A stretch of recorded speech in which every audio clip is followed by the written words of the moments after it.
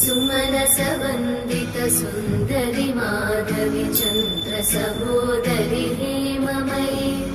मुनिगणवन्दित मोक्षप्रदायिनि मञ्जुळभाषिणि वेदनुते पङ्कजवासिनि देव सुपूजित सद्गुणवर्षिणि शान्तियुते जय जय हे मधुसूदन कामिनि आदिलक्ष्मि जय पालय माम्